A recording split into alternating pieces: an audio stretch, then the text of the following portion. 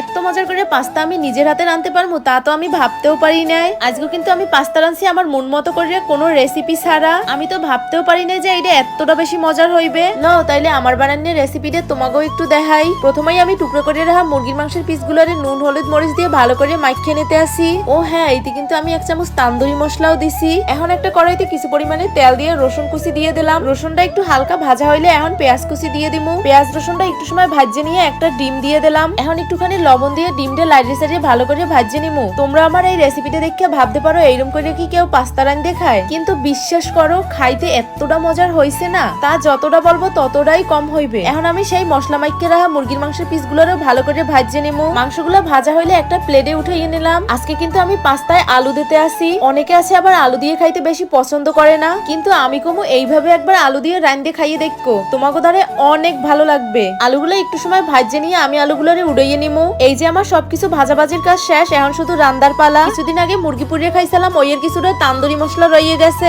তখন ফ্রিজে রেখে দিয়েছিলাম, ভাবছি পরে কিছু একটা বানাইয়ে খামু। আজকে এই মশলাটারই কাজে লাগাইলাম। মশলাটা ভালো করে ভুনে নিয়ে তাতে সেদ্ধ করে রাখা পাস্তাগুলো দিয়ে দিলাম। এখন একটু সময় লাইটে সাইডে পাস্তাটারে মশলার সাথে ভালো করে মিশিয়ে নিতে আসি। আমি কিন্তু এইটা এক্সট্রা আর কোনো মশলা ব্যবহার করি নাই। এখন একটুখানি লবণ দিয়ে দিলাম, একটু সময় জাল দিয়ে এখন সেই ভাজে রাখা আলু ডিম আর মুরগি মাংস দিয়ে দিলাম। আচ্ছা, এই ভিডিওটা কেটা কোন জেলা দিয়ে দেখতে আসো আর আমার ভিডিও কেমন লাগছে তা কমেন্ট করে জানাইয়ে দাও। এখন সবকিছু দেওয়া হইলে আরেকটু সময় লাইটে সাইডে ভালো করে মিশিয়ে নিমু। ভালো করে মিশানো হয়ে গেলে এখন দিয়ে দিমু উপর দিয়ে কয়টা কাঁচামরিচ কুচি আর দিমু কিছু পরিমাণে ধনিয়া পাতা কুচি। জানো এখন যে একটা ঘ্রাণ বেরোইতেছে না, সত্যি লোভনীয়। আশেপাশের মানুষ তো সবাই টের পাইতেছে আমরা কিছু একটা খাইতে আসি। পাস্তা খাইতে পছন্দ করে না এমন মানুষ খুবই কমই আছে। তোমরা যারা পাস্তা অনেক বেশি পছন্দ করো তারা এরকম করে একবার রাঁধতে খাইয়ে দেখো, অথবা তোমাদের বাড়ির সবাইকে একবার রাঁধতে খাওয়াইয়ে দেখো, তারা খাইয়ে তোমার পুরাই ফিদা হয়ে যাইবে। এইরকম করে পাস্তা রাঁধলে দেখতে যেমন লোভনীয় হয়, খাইতে তত বেশি মজার হয়। এই যে আমার পাস্তা রান্না হয়ে গেছে, এখন একটা প্লেটে উড়েই নিছি।